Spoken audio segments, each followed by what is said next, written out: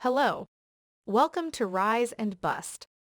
In today's episode, we will see another rise and bust story. We will analyze how it rose to glitter success, and then we will understand the mistakes that led to its downfall. And just to let you know, we post well-analyzed and real rise and fall stories. Stories of companies and people that once ruled the world, but then busted for small mistakes or series of mistakes. If you are interested in similar stories, then do not forget to hit the subscribe button. Now relax and enjoy the story and let us know in the comments what you learned today.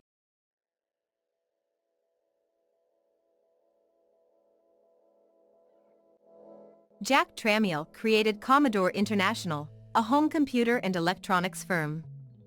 Commodore International was an important contributor to the growth of the personal computer industry in the 1970s, 1980s, and early 1990s, together with its spin-off Commodore business machines. The Commodore 64, the most popular computer in the world, was created and sold by this firm in 1982. Commodore became one of the biggest personal computer manufacturers in the world, with quarterly sales of $49 million by the end of 1983. Chapter 1. Rise of Commodore. Jack Tramiel and Manfred Kapp, co-founders of Commodore, first crossed paths in New York City's Ace typewriter repair company during the early 1950s. They established a partnership to sell pre-owned and rebuilt typewriters in 1954 and used the proceeds to buy the Singer Typewriter Company.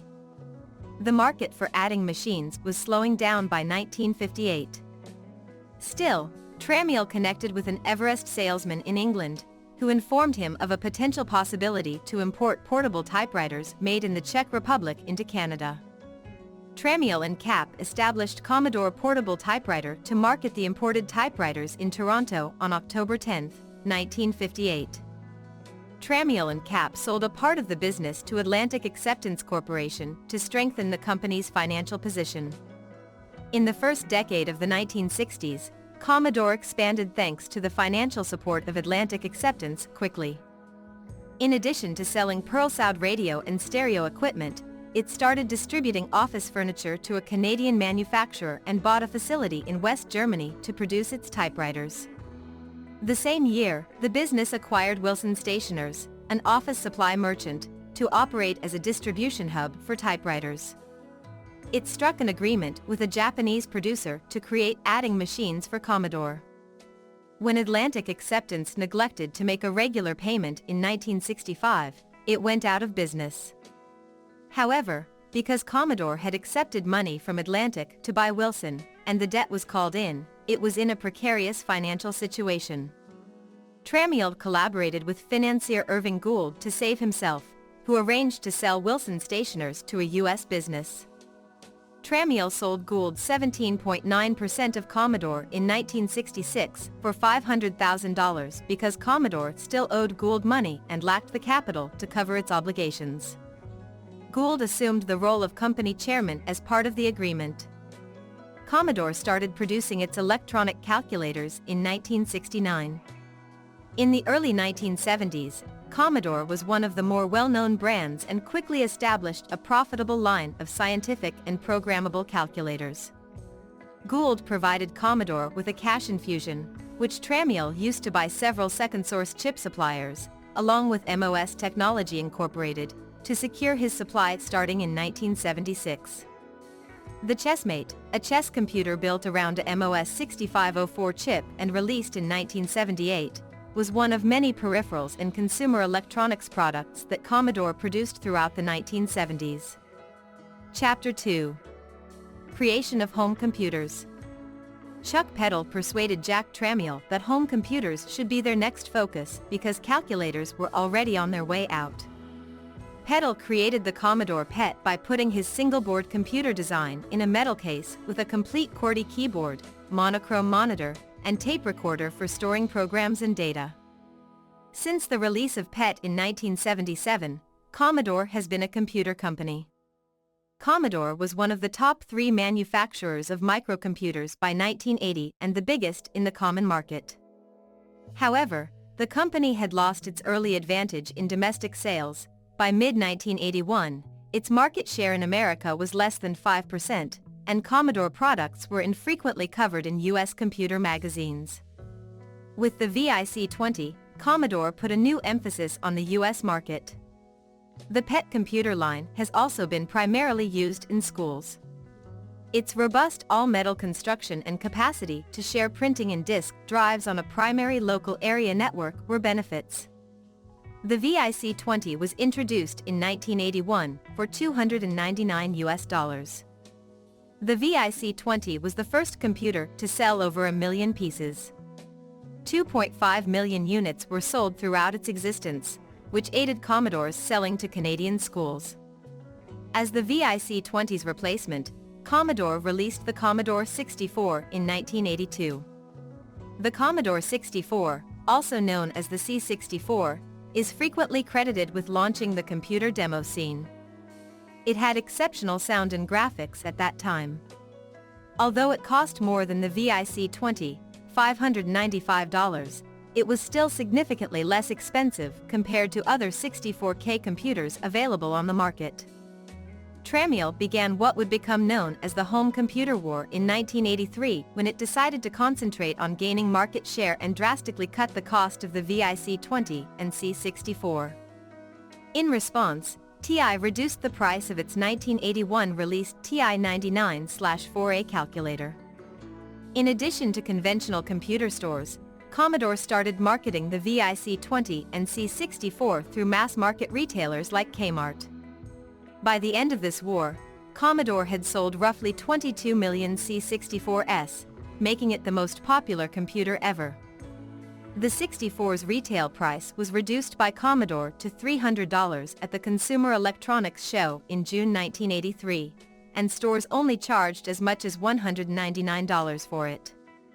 Its VIC-20 and 64 prices were $50 less than Atari's 600XL and 800XL prices. In that year, Commodore sold nearly 3 times more computers than Atari. Despite concentrating on the cheaper end of the market, Commodore also sold computers in upscale department stores like Harrods. The Business British division was the first manufacturer to be granted a royal warrant for computerized business systems in 1984. Another notable client was NASA's Kennedy Space Center, which used over 60 Commodore systems to process paperwork, track workers and equipment, cost jobs, and guarantee the safety of hazardous materials. Early in 1984, Commodore was the most prosperous home computer manufacturer. They were generating $1 billion in annual revenue. The company's revenue for the fourth quarter of 1983 increased from $176 million to $425 million, more than doubling. Due to a bitter disagreement with board chairman Irving Gould, Tramiel resigned in January 1984. Tramiel was replaced by Marshall F. Smith, a steel executive with no background in computers or consumer marketing after Gould fired Tramiel. The industry was shocked by Tramiel's departure at the height of Commodore's financial success.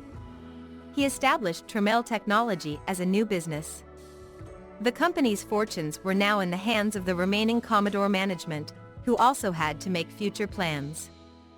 To do this, it paid $25 million to acquire the Amiga Corporation, a fledgling small business, in August 1984. It was named Commodore Amiga. However, Tramiel had gotten there before Commodore. By June, he had completed 95% of his design. He acquired the consumer division of Atari Incorporated from Warner Communications in July 1984, which allowed him to retaliate by releasing the Atari ST sooner in 1985 for around $800. The Amiga team had spent the entire spring looking for additional financial support from investors because they still had severe financial issues. Chapter 3. Fall of Commodore. Despite all of its accomplishments and brave mistakes, Commodore was destined to fail. Pleasance asserts that the company's absence of an effective business plan is the cause of this. He says, "They used to stutter from one crisis to the next. There were many senior management changes, and each new hire brought a unique perspective.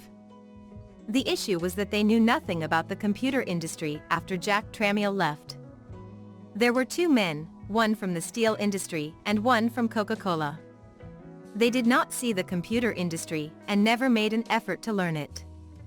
Pleasance reports that Commodore International filed for liquidation on April 19, 1994, but Commodore UK carried on with business in a book titled Commodore. The Inside Story. Proudfoot and Pleasance faced a long-term disadvantage due to the high debt load. The two decided to investigate whether a viable business could be revived from the Commodore capital that was about to be sold in 1994. They spent months creating a business plan, and at first, everything went smoothly. Pleasance recalls enthusiastically, "We raised £50 million.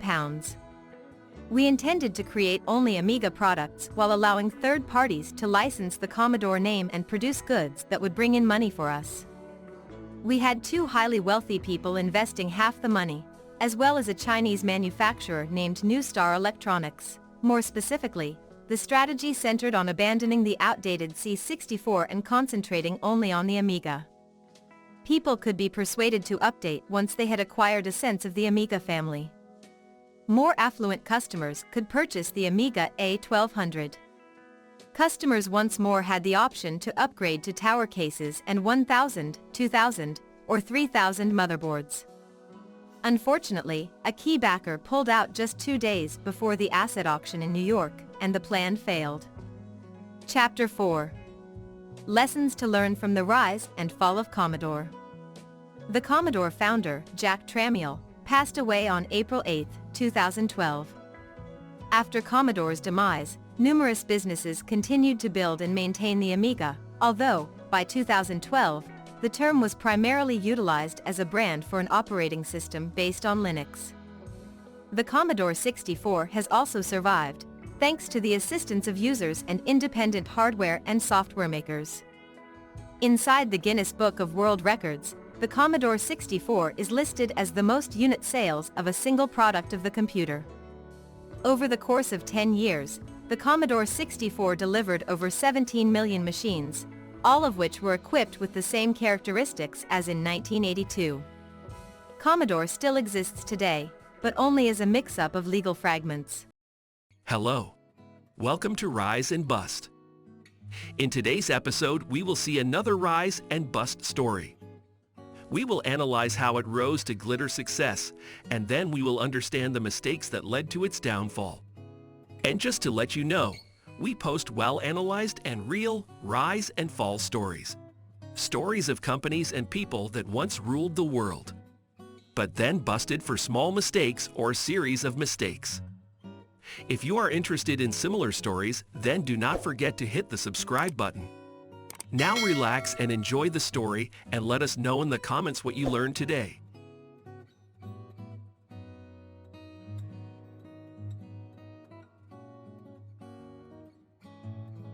The corporate headquarters of the Japanese multinational conglomerate Hitachi Limited are in Chiyoda, Tokyo. It is the parent firm of the Hitachi Group and was a member of the Nissan Zaibatsu, the Few Group, and DKB Group of enterprises before Fuji Bank and DKB, the mainstay of the Few Group, combined to become the Mizuho Financial Group. Across 2020, Hitachi will operate in various industries, including infrastructure, IT, and big data technologies like AI and the Internet of Things. Hitachi is featured on the Tokyo Stock Market and Nagoya Stock Exchange, and the Nikkei 225 and Topix Core 30 economic indicators include its Tokyo listing. Chapter 1. Rise of Hitachi. In 1910, Namihio Daira, an electrical engineer, established Hitachi in Ibaraki Prefecture. The company's first product was a 4-kilowatt, 5-horsepower, wiring device designed for resource extraction in mines. The company began as a venture of Fusenosuke Kuhara's mining enterprise in Hitachi. Odaira moved its headquarters to Tokyo. The demolition of many of the industry's plants by Allied air assaults during World War II and subsequent conflicts significantly impacted the firm. Odaira, the company's founder, was sacked. As a result, Hitachi Zosen was created. A strike in 1950 made it more difficult for Hitachi to recover after the war. Meanwhile, Hitachi decided to go public in 1949. Hitachi went global soon. It started production in various countries, including Soviet Union, Europe, and other parts. The Baku factory was established under the license of Japanese company Hitachi. The Soviet Union started to produce air conditioners in 1975. Volumes of production of air conditioners in the USSR were small, about 500,000 per year. However, air conditioners were a matter of great pride for people. Mainly window air conditioners were produced based on demand. Most of the output was exported, earning Hitachi good reputation. Between 2006 and 2010, Hitachi lost about $12.5 billion, making it the most major corporate incomplete in Japanese history. As a result, Hitachi has been obliged to restructure and sell several of its divisions and operations. This process is expected to be finished in 2021. The Hitachi Corporation undertook a significant change after suffering a record annual deficit in 2009 and shortly turned a profit. Despite the firm reporting a high $4 billion net profit in March 2012, Hitachi, Japan, a city of 190,000 people and the traditional hub of Hitachi manufacturing, has seen little of this windfall, according to the New York Times. In truth, the city has been severely harmed by Hitachi's corporate rebirth. The only traces of the city's once vibrant domestic sector are vacant factories and a high unemployment rate. The city's demise, in many respects, reflects the sobering economic realities that the Japanese electronics sector must deal with. Titans like Panasonic, Hitachi, and Sony have seen their revenues drop over the past 10 years due to increased price-depressing rivalry from Taiwan and South Korea. Meanwhile, the strong yen has increased corporate costs nationwide and made it more difficult for Hitachi to export its products. Chapter 2. Fall of Hitachi. At the peak of the global economic crisis in 2009, when Hitachi recorded a whopping $9.2 billion deficit, disaster appeared near. However, the company finally recovered by reducing expenses and streamlining processes. Hitachi has reduced or sold off some of its less lucrative industries since Hiroaki Nakanishi assumed the position of president and CEO in 2010, including its national television and hard disk drives and drive businesses. Hitachi and Western Digital agreed in March 2011 to sell HGST, a hard disk drive manufacturer, to Western Digital for approximately $4.3 billion in stocks and cash. Toshiba acquired the 3.5-inch HDD business of Hitachi in response to EU Commission and Federal Trade Commissioners' worries about a WD and Seagate technology duopoly. The transaction was done in March 2012. As in September 2012, they announced the development of a quartz glass-based long-term storage device for information capable of storing data. In October 2012, Hitachi and Aeon and RWE agreed to buy HNP, the nuclear energy company with plans to build a total of 6 atomic plants in the UK, for approximately £700 million. In November 2012, they agreed to operate the thermal power generation activities into a joint venture managed 35% by Hitachi and 65% by Mitsubishi. MHPS is a venture that began operations in 2014. In October 2015, Hitachi and Johnson Controls decided to form a partnership to take over Hitachi's HVAC division. Hitachi held 40% of the resulting company. In May 2016, Hitachi made an announcement of a $2.8 billion investment in its IoT efforts.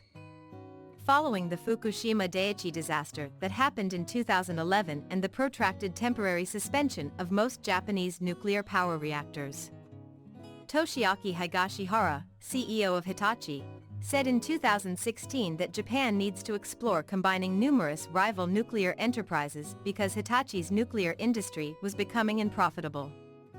In 2016, Hitachi would take off an anticipated $65 billion worth of a joint operation with General Electric to enrich uranium using Silex technology. In February 2017, Honda and Hitachi collaborated to develop, manufacture, or market electric automobile motors. As of 2017, the private equity firm KKR bought the semiconductor equipment arm of Hitachi Kokusai, a Hitachi division, giving Kokusai Electric a boost. In 2019, Applied Materials would pay KKR $2.2 billion to acquire Kokusai Electric. The arrangement was later cancelled in 2021. After losing 1% of its market share in 2018, Hitachi decided to stop selling televisions in Japan and instead offer Sony TVs through the dealer network. Zoom Data and Hitachi INS Software launched their cooperation in 2018 to help expand Japan's substantial data analytics sector. At the end of the year, December 2018, Hitachi announced it will purchase 80% of ABB Limited for $6.4 billion, renaming it Hitachi ABB Grids. The company was relaunched as Hitachi Energy in October 2021. Hitachi employed nearly 400,000 individuals at one time. Today, only 323,500 people remain, with 33% of them residing abroad. In the past 10 years, the population of Hitachi has decreased by around 20%, while manufacturing employment has decreased by about 20% due to this more international strategy. 2008 saw the city's only department store closure, and there was only a movie theater. Between 2008 and 2018, Hitachi reduced the amount of its public group and subsidiary companies from 22 to 4 and approximately 400 to 202 through restructuring and divestitures. It plans to focus on infrastructural and IT maintenance. In 2019, they sold its radiology share to Fujifilm for approximately $1 billion.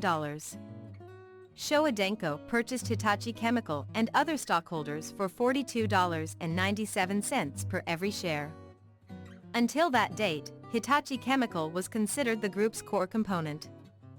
Furthermore, Hitachi suspended Horizon Nuclear Power's ABWR construction because it lacked the commercial logic to proceed. According to reports, the negotiations between Honda and Hitachi to merge their four automotive parts companies, Nissan, Showa, and Keihin, started in October 2019.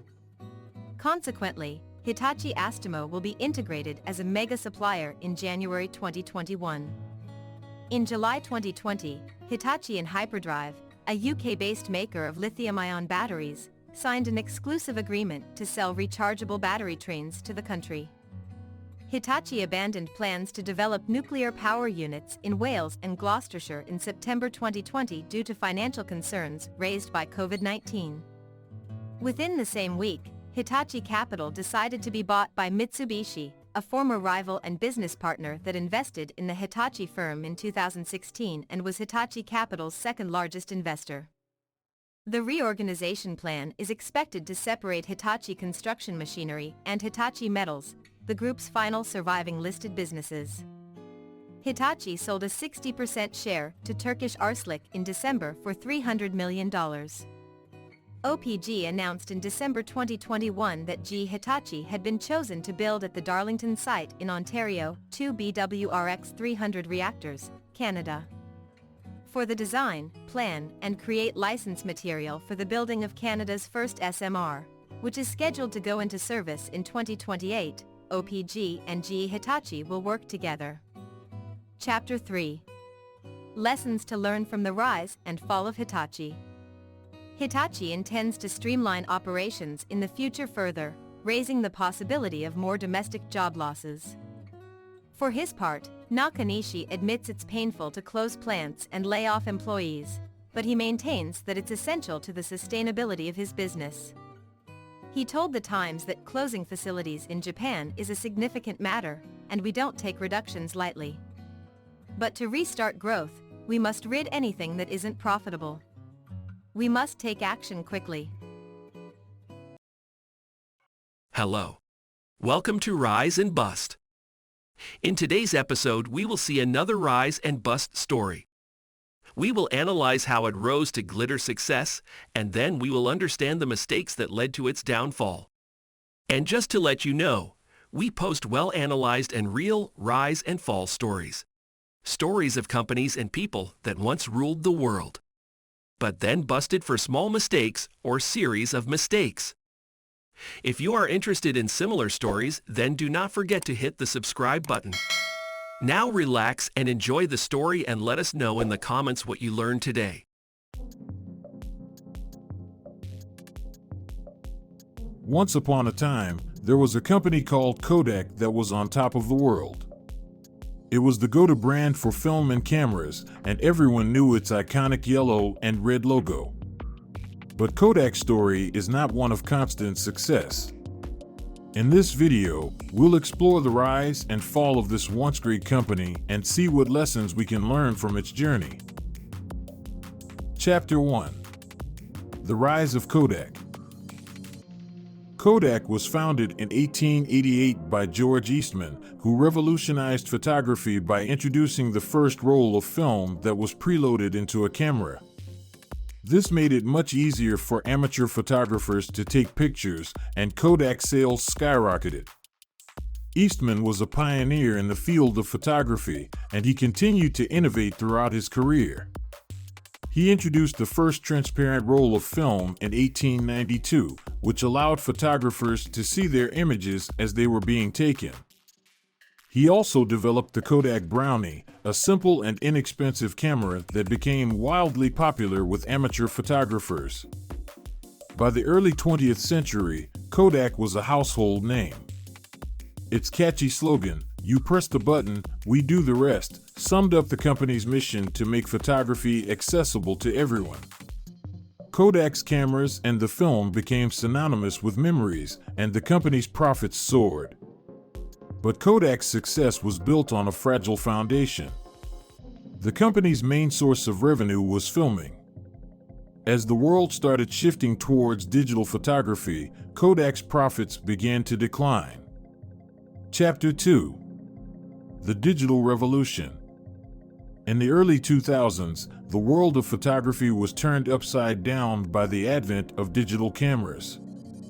These new devices offered many advantages over film cameras, including the ability to see the photo immediately after it was taken, the ability to store and share photos digitally, and make edits and enhancements to the image on a computer. Competitors like Canon and Nikon were quick to embrace this new technology and started stealing market share from Kodak. The company tried to pivot and introduce its own line of digital cameras, but it was a little too late. Kodak had become so entrenched in the film market that it could not adapt quickly enough to the digital revolution. Kodak's first foray into digital cameras was the Kodak DCS-100, which was introduced in 1991. This camera was primarily aimed at professional photographers and was based on a modified Nikon F3 body. Despite its high price tag, the DCS-100 was well received by reviewers and became popular among news photographers. However, Kodak's efforts to capture the consumer market with digital cameras were less successful. The company's early digital cameras were bulkier and more expensive than competitors, and they struggled to gain traction. By the time Kodak introduced its first consumer-grade digital camera, the EasyShare, in 2001, it was already well behind the curve. As Kodak's profits declined, the company tried to find new sources of revenue. It introduced printing services, hoping to capitalize on the growing trend of people printing their digital photos at home. But again, it was too late. Canon and other competitors had already established a strong foothold in this market, and Kodak could not make a significant impact. Chapter 3. Kodak's Other Ventures. In addition to its core photography business, Kodak had many other ventures over the years.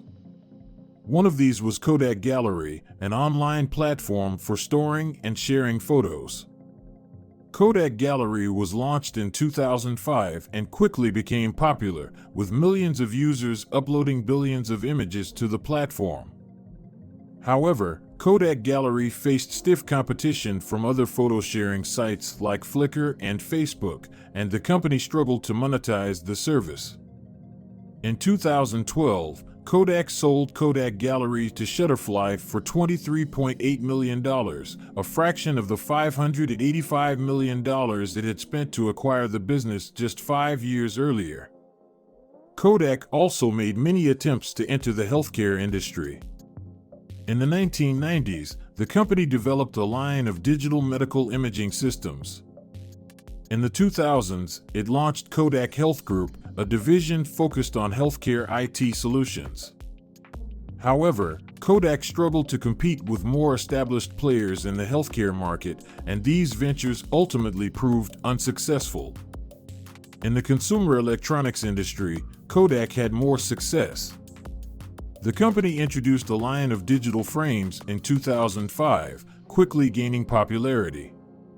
Kodak also entered the printer market and developed a line of inkjet printers known for their affordability and high-quality prints. However, even these ventures were not enough to offset the decline of Kodak's core photography business.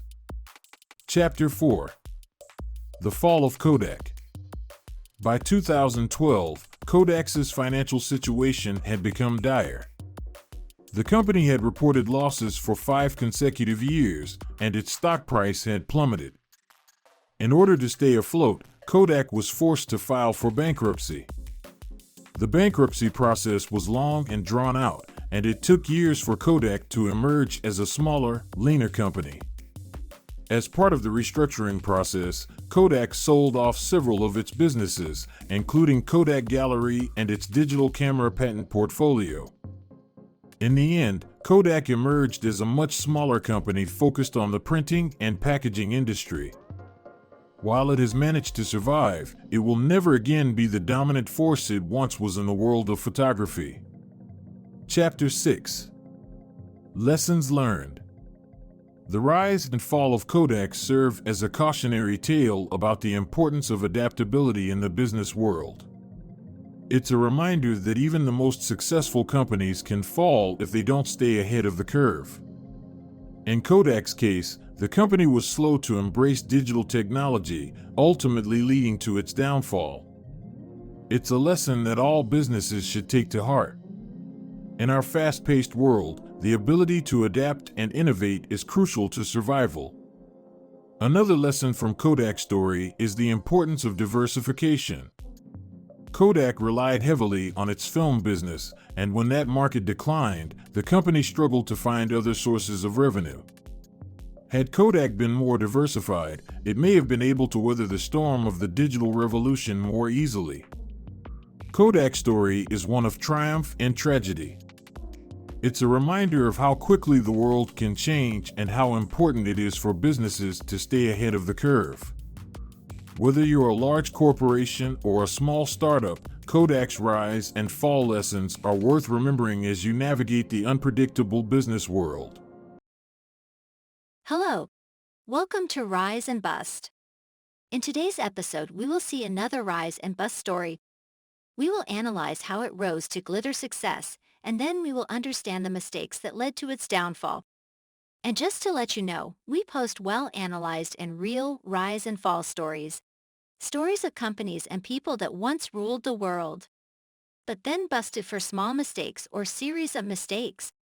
If you are interested in similar stories, then do not forget to hit the subscribe button. Now relax and enjoy the story and let us know in the comments what you learned today.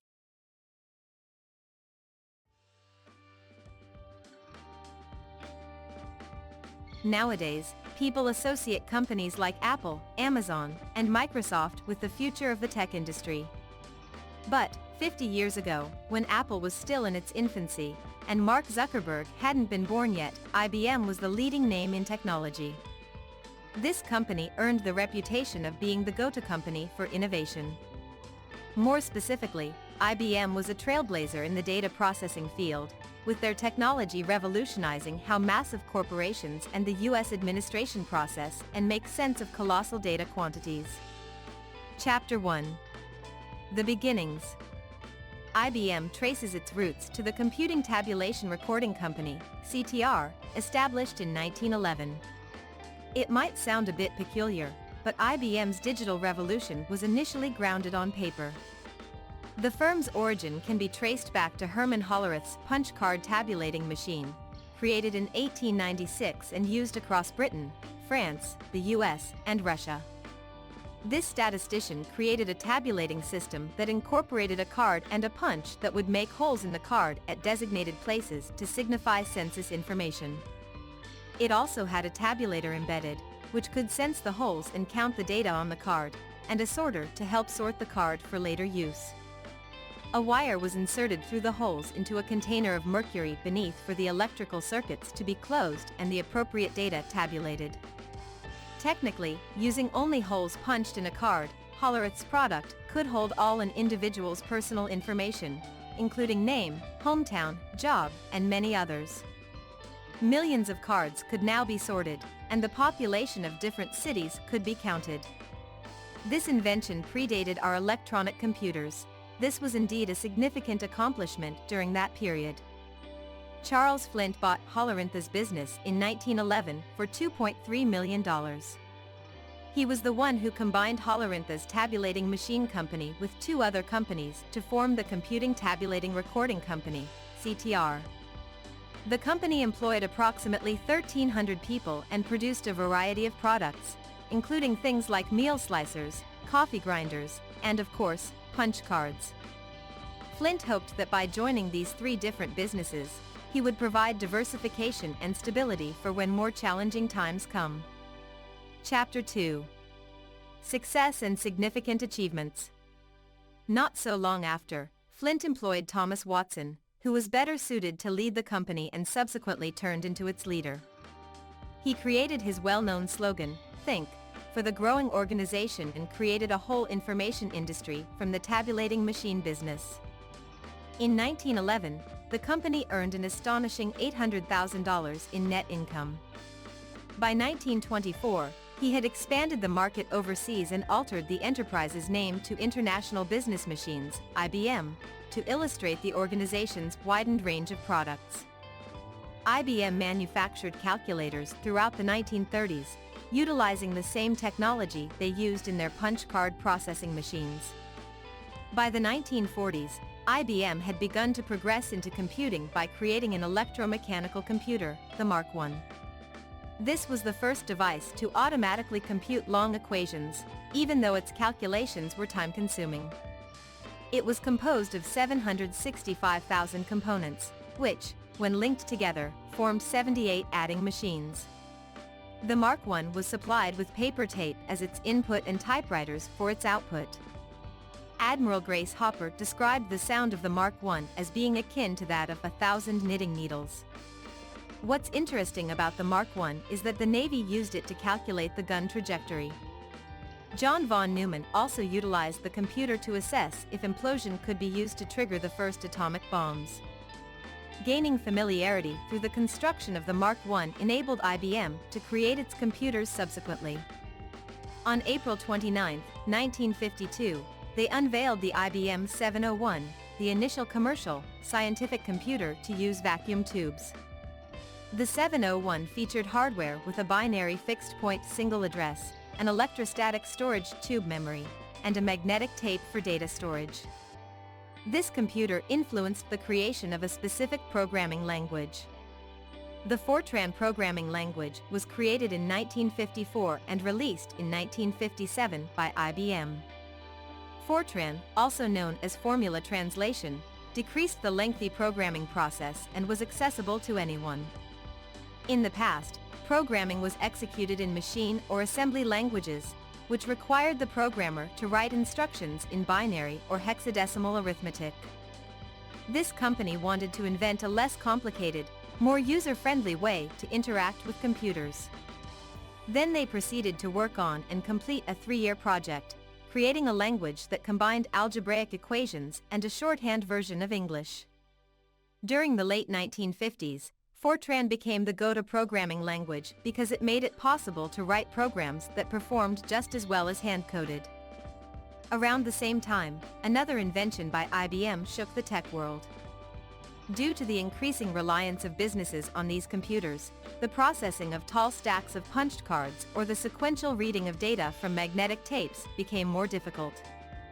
IBM identified an opportunity in the market for a storage device that could access data quickly and in any order.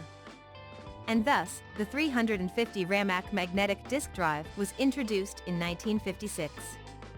It was quicker than any existing technology and allowed computers to utilize their processing power effectively. It was able to do this by providing cost-effective and large-capacity storage. The introduction of the first disk drive gave birth to an entire industry that has been essential to the future success of computers. All this was followed by the highly successful IBM 360 series in the 1960s.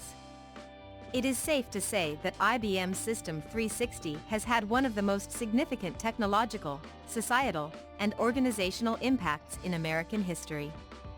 According to many sources, it is one of the most significant business achievements. This series signaled a turning point in studying complex systems and the developing field of information science. After the release of this new family of 6 computers and its programs, people stopped discussing using computers to automate specific tasks and turned to manage complex processes through computer systems. This altered consumers' perspectives on computer hardware. For the first time, other businesses could start with a modest system and expand it as needed. Other manufacturers discovered they could produce S/360 compatible peripherals. This way, a whole economy sector made up of businesses that had and supplied plug-compatible peripherals was quickly established. More than half of IBM's overall sales were made up of S360-based products and their extensions. Additionally, they made up over half of the global inventory of computers, with a price tag of over $100,000 for each. This achievement put IBM on the right track to rule the computer sector for the next 20 years. Chapter 3. Factors to IBM's success. During the 1950s, 1960s, and 1970s, IBM enjoyed considerable success. And there were a bunch of factors that contributed to this success. First, a committed and effective sales force was present at the company. This allowed them to boost sales and generate substantial profits from their mainframe computers. Secondly, by providing superior customer service, IBM gained customer loyalty. The West turned to IBM when it required computing for defense-related purposes. In World War II, IBM gave the Allies tools to set up their economies for the war. Also, during the Cold War, it carried out a national air defense system, doing intelligence work and helping make space travel possible. IBM also had a very long history of dealing with Russian counterintelligence operations. The business had sufficient capital, allowing it to provide top-notch services. For instance, it was able to invest $32 billion in building new factories to make low-cost computers. Last but not least, IBM had an excellent brand image. It had a solid reputation as a brand that stands for dependability and quality. Chapter 4. Decline of IBM. IBM achieved extraordinary success for nearly 100 years, but it also encountered an unprecedented decline in business, beginning in the 80s. The beginning of IBM's catastrophe was marked by how they handled the intense competition in their field. They weren't prepared for what should have been an easy win for IBM. Numerous businesses were competing for customers in the growing market for personal computers, including Apple, Epson, Commodore, and others. Yes, their first IBM PC, released in 1981, was impressive. It marked the transition of computers being used mainly by the government and the military, to the general populace. Being their first desktop microcomputer, it had 16 kilobytes of RAM, a 16-bit CPU, and 2 floppy drives. Even though we can't consider it a commercial failure, the company miscalculated how much demand would be for its products. As a result, much cheaper copies of its machines stepped in to fill the gap. Since there was more competition and the prices dropped, IBM soon was no longer the one controlling the market. With no previous experience selling to everyday customers, they were responding to the changes and appeared to be a step or two behind. The high quality of IBM's stuff came at a higher cost. IBM's computers were pricey compared to their rivals, and thus profits became meager. This factor contributed to IBM's PC market share declining from an impressive 80% at the beginning of the 80s to a disappointing 20% by 1992. The kind of partners IBM worked with early on, like the startup software company Microsoft, gave them a significant advantage. Microsoft provided the operating system, MS-DOS, for IBM's first computers. But, the two parties struggled to reach an agreement when it came time to create a new operating system. IBM insisted on new software rather than sticking with Microsoft, so they continued their system development independently. The company would eventually incur losses of up to $125 million annually.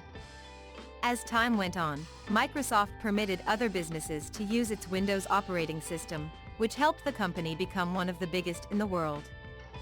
The deterioration of IBM's relationship with Microsoft is considered one of the worst business decisions ever made.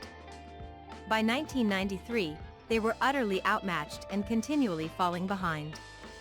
Clearly, a significant change would need to be made if the business was to survive. In 2005, they finally decided to sell their PC business to the Chinese company Lenovo for about $2.3 billion. That marked the end of IBM's foray into consumer products.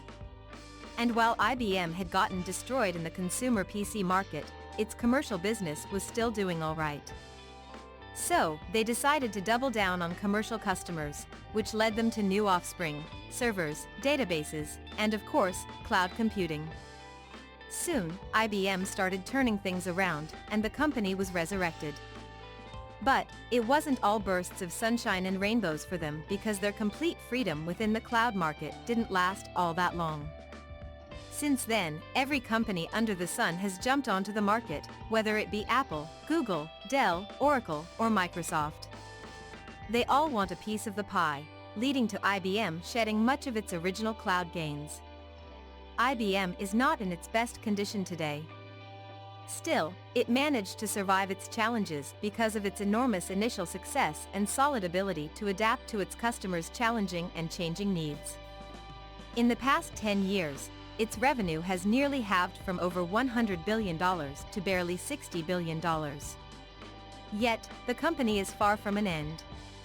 Investors still give IBM a good amount of credit as they've maintained a PE ratio of over 100. IBM, along with Microsoft, is in the lead of the service sector and software. Chapter 5. Lessons to learn from the rise and fall of IBM. IBM will forever remain recognized for its contribution to the tech industry and the world. Even though it didn't always thrive through the years, it survived and reinvented itself. Going through its story, we can all see the importance of adaptability for any company in the technology sector. IBM remains a household name vitally essential, but not as influential as it used to be. As one of the most iconic record stores in the UK, HMV has been at the forefront of the music industry for decades. It was a place where music lovers could browse through a vast collection of vinyl, CDs, and other music-related merchandise. However, in the digital age, HMV's success was short-lived, and the company fell into financial turmoil. In this video, we will explore the rise and fall of HMV, and what lessons can be learned from its experience. Chapter 1. The Rise of HMV. HMV, short for His Master's Voice, is a British music and entertainment retail chain that was founded in 1921. The company quickly grew in popularity and became a household name, with its signature logo featuring a dog named Nipper listening to a phonograph. HMV's chain of brick-and-mortar stores became a destination for music lovers and enthusiasts, with its shelves stocked with an extensive selection of CDs, vinyl records, and other forms of entertainment media. The company expanded its offerings to include DVDs, video games, and other merchandise, making it a one-stop shop for all things entertainment. HMV's popularity continued to grow throughout the 20th century, with the company becoming a cultural icon in the UK and around the world. The company even expanded internationally, opening stores in Canada, Australia, and other countries. At its peak, HMV had over 400 stores worldwide, with its flagship location in Oxford Street, London serving as a mecca for music enthusiasts from all over the world. The company's success was due in part to its ability to adapt to changing trends and technologies, such as the shift from vinyl records to CDs and the rise of digital music downloads. However, the digital age also brought new challenges to the music and entertainment industry, and HMV struggled to keep up with the rapid pace of change. In the next section, we will explore the factors that led to HMV's downfall. Chapter 2.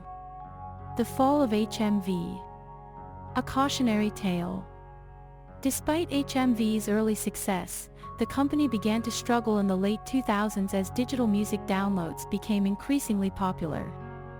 The rise of digital music and online streaming services like Spotify and Apple Music meant that fewer people were buying physical copies of music, and HMV's sales began to decline. In an effort to adapt to these changes, HMV attempted to diversify its offerings by expanding into other areas such as technology, merchandise, and live events. However, these efforts were not enough to offset the decline in sales of physical music media, and the company continued to struggle. In 2013, HMV went into administration, which is a process similar to bankruptcy in the UK. The company was forced to close dozens of stores, and many employees lost their jobs. However, HMV was eventually rescued by restructuring firm Hilco, which bought the company's debt and took control of the business. Despite Hilco's efforts to turn the company around, HMV continued to struggle as the music industry continued to evolve. In 2019, the company announced that it would be closing its flagship store in Oxford Street, London, which had been open for nearly 100 years. Today, HMV continues to operate a smaller number of stores in the UK and Canada, but the company's heyday as a cultural icon and retail powerhouse is now a thing of the past. There were several factors that contributed to the fall of HMV, including the rise of digital music and streaming services, the company's inability to adapt quickly enough to changing consumer preferences, and the overall decline of physical media sales in the entertainment industry. Despite its eventual downfall, however, HMV remains a beloved part of music history and a reminder of the power of brick-and-mortar retail in the pre-digital age. The legacy of HMV. HMV's legacy is tied to its history as a beloved music retailer and cultural icon. HMV played a significant role in the development of the music industry, especially in the UK, where it was a popular destination for music enthusiasts for many years. The brand's iconic logo, featuring a Jack Russell Terrier listening to a gramophone, has become a recognizable symbol of music and pop culture. HMV also had a significant impact on the development of music distribution and retail, pioneering the concept of the modern record store and developing new ways of promoting and selling music. HMV stores were often large and visually striking, with extensive collections of music and other entertainment products. The company's in-store displays and marketing campaigns were highly influential in the music industry, shaping consumer preferences and helping to promote new artists and genres. Despite its decline in recent years, HMV remains an important part of music history and its legacy continues to be felt. The company's influence can be seen in the many other music retailers and distributors that have followed in its footsteps, as well as in the enduring popularity of music as a form of entertainment and cultural expression. The brand continues to be recognized and appreciated by music fans around the world, and its legacy as a cultural icon is likely to endure for many years to come. Chapter 3. Lessons to learn from the rise and fall of HMV. The fall of HMV is a cautionary tale for businesses operating in the digital age. As technology continues to evolve, companies must be willing to adapt and change their business models to stay relevant. One of the main reasons for HMV's decline was its inability to adapt quickly enough to changing consumer preferences. As technology and the music industry evolved, HMV was slow to respond and lost out to more nimble competitors. Companies must be able to identify and respond to shifts in the market in order to remain relevant. HMV attempted to diversify its offerings by expanding into areas such as technology, merchandise, and live events. While this strategy can be effective in some cases, it can also dilute a company's focus and make it difficult to compete in any one area. As the music industry shifted toward digital downloads and online streaming, HMV was slow to embrace the new technology. Companies must be willing to adapt to new technologies and embrace digital channels in order to stay relevant in a changing market. Despite its struggles, HMV remains a beloved part of music history and a cultural icon in the UK and around the world. The company's brand recognition and legacy continue to have value, even as its brick-and-mortar stores have declined. At its core, HMV was a destination for music lovers and enthusiasts. The company's downfall was due in part to losing sight of its core customer base and failing to meet their changing needs. Companies must stay focused on their customers and adapt to their changing preferences in order to remain relevant. These lessons can be applied to other industries as well, as the rise and fall of HMV serves as a cautionary tale for companies across the business world. By staying focused on customers, embracing new technologies, and adapting to changing market conditions, companies can position themselves for long-term success. By doing so, businesses can stay competitive in the digital age and avoid a similar fate to HMV. Chapter 4. Could HMV have avoided its downfall? Yes, HMV could have avoided its downfall by adapting its business model to the digital age. This would have involved investing in online sales platforms, diversifying its revenue streams, and focusing on customer needs and preferences. Chapter 5. Are there other companies that have faced a similar fate to HMV? Yes, many other companies have faced similar challenges in the digital age, including Blockbuster Video, Kodak, and Borders Books. You can watch videos about the rise and fall of these companies on our channel's playlist, Rise and Fall of Companies. These companies failed to adapt to changing market conditions and were eventually overtaken by competitors. Chapter 6. Is there a future for physical retail stores in the digital age? Yes, there is still a future for physical retail stores in the digital age. While many consumers have shifted to online shopping, there is still a demand for in-store experiences and personal interactions with products. However, physical stores must adapt to changing customer needs and preferences and integrate technology into their business model to stay relevant. Chapter 7. So, what have we learned today? The rise and fall of HMV serve as a cautionary tale for businesses operating in the digital age. The company's failure to adapt to changing market conditions and embrace new technologies led to its downfall. However, there are lessons to be learned from HMV's experience, including the importance of embracing technology, understanding customer needs, diversifying business models, and being agile and adaptable. Thank you for watching. Please let us know your thoughts and comments below. And please let us know any topic interests you the most. Lastly, please subscribe and share. Greatly appreciated.